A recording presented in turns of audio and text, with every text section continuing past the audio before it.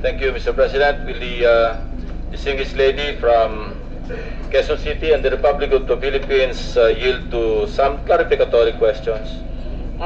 Yes, my pleasure, Mr. President. Actually, that's from Pangasinan and Iloilo. Pangasinan, Iloilo, Quezon City, and the Republic of the Philippines. San Juan. And San Juan. Mr. President, this is not an opposition to House Bill 4613 as reported out under Committee Report number 36, because I cannot imagine the world without GMA 7, and I cannot also imagine the world without Itbulaga. Anyway, Mr. President, the focus of my interpellation is on Section 4 and probably Section 5. There is an amendment made under the Senate version on Section 4, no? Because under House Bill, under RA 7252, and this is a recurring provision, no? Responsibility to the public. The grantee shall provide adequate public service time to enable the government through the said broadcasting stations to reach the population on important public issues.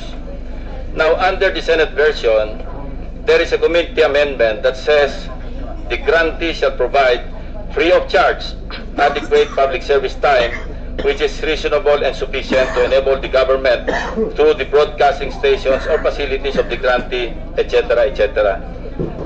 My first question is, kindly define adequate public service time. Mr. President, to answer the question as regards the meaning or definition of adequate public service time, let me point out that under Section 4, the grantee, which is GMA, should allow the government to do two things. Number one, reach the pertinent population or populations or portions thereof on important public issues, and two, to relay important public announcements and warnings as necessity, urgency, or the law may require.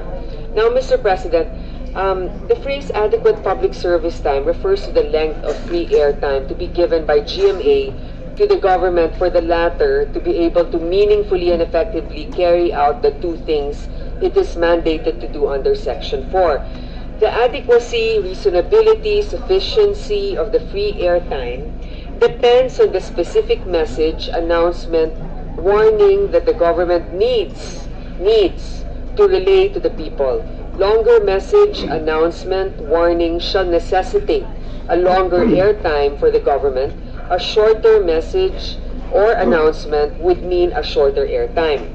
Now, the committee deemed it better to state adequate public service time as opposed to giving a fixed specific amount of time in seconds or minutes, because the length of messages and announcements, warnings are not uniform or the same.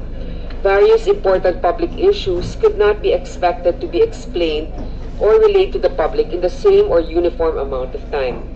In short, the adequate public service time depends on the length of the message or warning. There should be no free airtime to be wasted, and it should be tailor-fit for each and every specific message, announcement, or warning. Furthermore, Mr. President, GMA 7 cannot limit the government to a certain amount of fixed time in minutes or seconds, thereby compromising the effective, meaningful, and substantial conveyance of any message, announcement, and warning. On the other hand, Mr. President, the phrase or proviso, adequate public service time, also protects GMA 7 from possible government abuse in such a way that the government cannot demand for a longer free airtime than what is necessary to meaningfully and effectively convey its message, announcement, and warning. Sa madaling salita, Mr. President, dahil sa terminolohiyang adequate public service time, ang libreng oras na dapat ibigay ng GMA sa gobyerno o ang libreng oras na hihingin ng gobyerno sa GMA ay hindi maaaring kulangin at hindi rin maaaring lumabis at nakadepende ito sa haba o iksi ng mensahe na mas maepektibong maipaparating sa ating mga kababayan. During the committee hearing, even the President and CEO of GMA 7 admitted that there's vagueness under this provision. No? Ang tanong ko po is, how is this provision under Section 4 different from the provision under Section 5? Yung responsibility to the public of the grantee, how is it different from the provision under the right of the government? No? Kasi parang both would involve taking over of private property. Now my question is, you know, to follow up on my initial question, how is it different from Section 4 in relation to Section 9 of Article 3 of the Constitution, yung Bill of Rights natin, yung just compensation, to be more specific?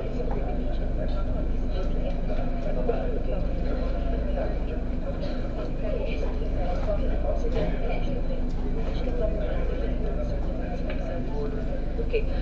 Well, Mr. President, actually, the franchise is a privilege given to this, to certain companies. On the other hand, they also have certain obligations to meet with the government. It's not necessarily just merely taking over without something in exchange for that particular service. So actually, we are not confiscating private property in that case. We are just merely obliging them as part of their compliance for their franchise privilege. Well, in terms of emergency or calamity, what are we taking over from the grantee? Kasi nakalagay din sa provision sa Section 5, and this is a special provision granted to the President of the Philippines, which is to take over. Now, what are we taking over? Are we taking over the airtime, the facilities? Mr. President, the interpretation would be that the government will be allowed to air using the capability of that network to reach out to the population. So if there's an important announcement, when normally maybe the regular programming will be occupying or using a particular time slot, if there's an emergency of national interest, then the government is mandated to take over that airtime because it's a public franchise and they should be able to yield. So in a way, what the government is taking over, based on the question of the good senator from Cavite, the government will be taking over the airtime of this network with, of course, the use of its air capabilities, transmitters, etc. The government will not take over the facilities per se. Not necessarily, no. It's only the airtime. Yeah, yes. So the technical people manning the facilities will remain in their posts, and yes, they will be the man to still man the facilities, but government will take over the airtime. Yes, Mr. And President. that cannot be considered as private property because there's already a decided case. Ito, GMA din ito eh. Telecommunications and Broadcast Attorneys of the Philippines and GMA versus COMELEC, no?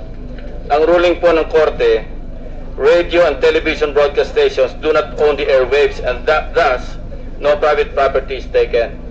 Yes. So what are we taking over kung yung airtime lang? Eh hindi naman po private property yun.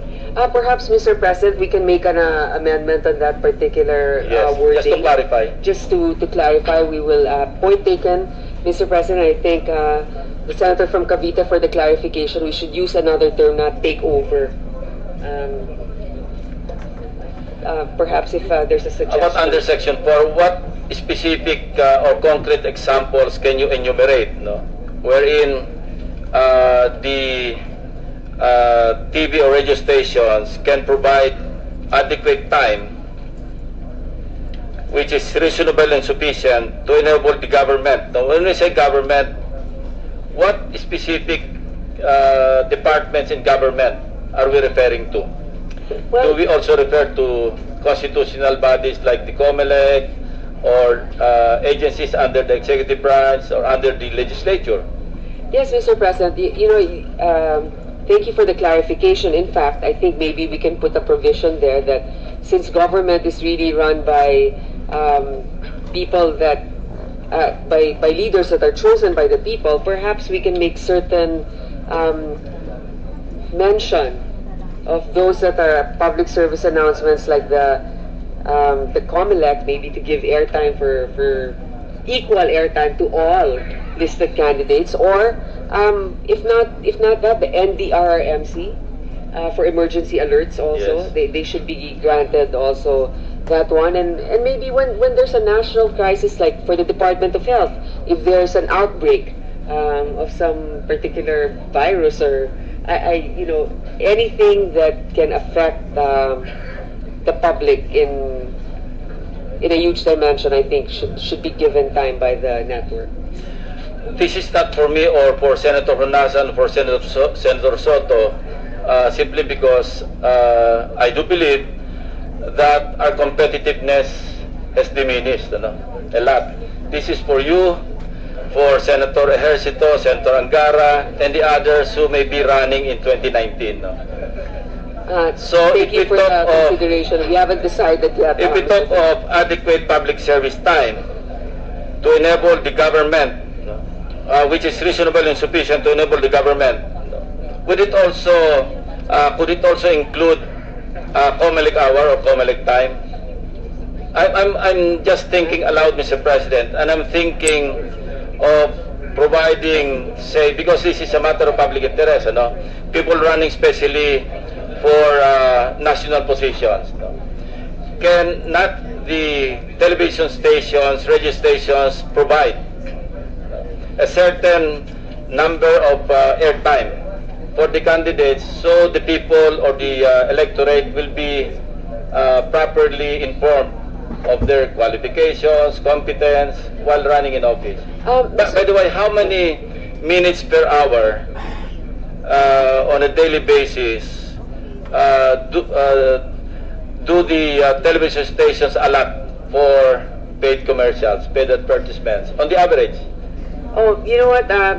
This is based on just an observation. I think they're allowed. Is it 18 for an hour? I think my 19 minutes Mr. of President, is commercials. 18 minutes per hour. 20 minutes, yeah, 19 18 to 20 20, minutes. no? Yeah. So, would it be unreasonable for government to, to request for, say, 10% of 18 minutes or 10% of 20 minutes per hour for government use? Yeah, I think maybe, Mr. Would the sponsor be amenable to that? If this is in particular in referring to the elections Yes. for candidates, Mr. President, I would be, of course, might be self-serving for me to say yes, why not, right? But perhaps we should amend the election code, because if we impose this requirement on the franchise of GMA7, we'll also have to impose this on all other network franchises. Of course.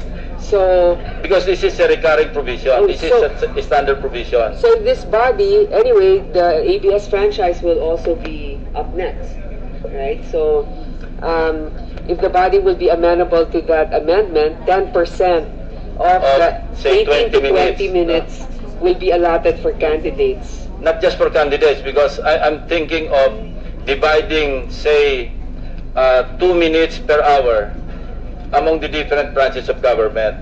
Of course, government is not only the constitutional bodies. Government is also the executive branch, the legislative branch, and the judicial branch. But, Mr. President, my only concern would be who in the network will decide which branch of government will That is my avail. next question. Who will supervise? Yeah, I Or who think, will monitor and supervise the usage of those free of charge? I think the Joint Committee of the Public Information of the lower and upper and the Senate. Big. No, but No, big. yes, that would certainly be a big question here, Mr. President. Who will decide which branch of government will have the access to that? And I cannot 3 see minutes? CEO Duavit, he's not even shaking his head, so maybe he's in agreement with our proposal. So what do you think, sir?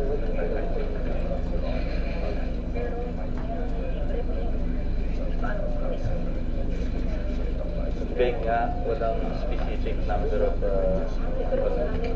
adequate. Okay. Mr. President, we will certainly, as we go on, we can get the consensus of the body, but the stakeholders feel that there should be a separate law on this, so that it will be crafted. This is the best law. Yes, my only that we concern can is make that use of. we need to make sure that if we allot the 10% of the 20 minutes, 18 to 20 minutes, we have to make sure that it is not abused by one particular branch of Yes. government. Say of So- the 10%, 3% we can allot to the executive branch. Another 3% of the 10% would be allotted to the legislative branch. The other 3% to the judicial branch, and then 1% for the constitutional bodies, including the COMELEC. Would it be sufficient? Would it be reasonable? Mr. President, I think that also within those branches of government, there might be contention on which executive branch will get the most exposure. So who decides for each branch of government? That can be worked out, the mechanics, Mr. President. But, In the IRR? we're not zeroing in on GMA 7, by the way, because Okay. as I said, this is going to be, or this is a recurring provision. This is a standard provision for all networks, hindi ba? Yes, I think maybe what we can do is, because when we put the word adequate, we're not giving a specific time. But if we put this provision, then we will say that at the minimum, because they might say that yeah. that's already the maximum, right? But what if there's like a national calamity that needs to be broadcasted at length? So maybe at the minimum, they will allot 10% of 18 minutes per hour. My purpose, Mr. President, is not to leave it vague, because during the committee hearing, di ba, we agreed that merong vagueness dun sa provision. And the antonym of vagueness is clarity, di ba? Even specificity. So why don't we just specify the number of minutes per hour on a daily basis? Kasi pag kinompute po natin yung 18 minutes, for example, per hour, sa 24 hours, mga 432 minutes. So, kung kukuha tayo ng 10% sa 432 minutes, that's 43.2 minutes allotted para sa gobyerno. Serbisyo sa gobyerno. Hindi naman napakalaki nun. Hindi napakalaki. Kaya lang, Tsaka malaki kita nila sa mga advertisements oo. Oo nga. So, kaya naman nila siguro mag-spare ng say 1.8 to 2 minutes per hour para sa serbisyo gobyerno. Parang kapalit lang naman kasi pinapasa natin yung franchise nila Mr. President, actually hindi naman sila kasi on air for 24 hours. Although, siguro may mga cable channels na ganun. My concern also is, kunyari magbibigay sila ng 40 minutes every day, baka naman piliin nila yung patay na oras, di ba? So, and they spread out, Mr. President. siguro dapat based Siguro sa IRR, we can work out some mechanics. So, Mr. President, would the senator from Cavite agree that if we put this particular provision, like 10% of that, how many minutes? 18 or 20 minutes per day, 20, per hour. Per hour, the 10% per hour, the 20 minutes, would be the minimum, not the maximum. Because baka Yes, sabihin Mr. nila, President. wala, 40 minutes na, we already complied with it. And I repeat that this is for you, for Senator Ejercito, for Senator Angara.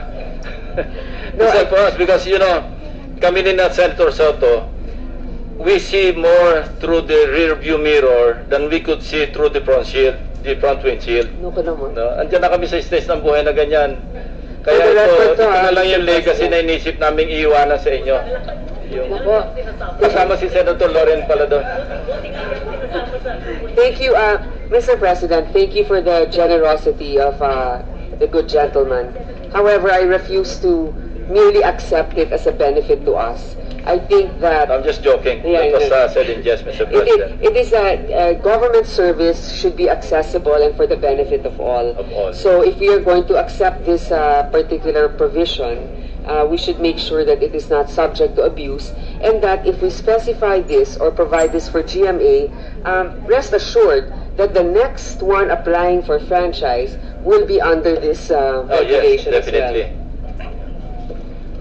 Anyway, Mr. President, at the proper time, during the period of amendments, maybe we can craft the proper language. Kasama na si Senator Escudero, sinasabi ko. Anyway, at the proper time, Mr. President, would you allow us to, craft the proper language?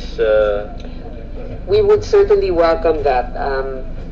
As also we know, we need to decide on this as soon as possible. Thank we you. don't want them operating without a permit. Mr. Di ba? President. Di ba? Yeah. Thank you, Mr. President.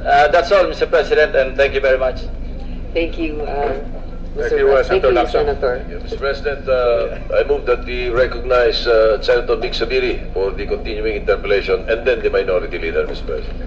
Would the lady senator from Iloilo and Pangasinan accept a few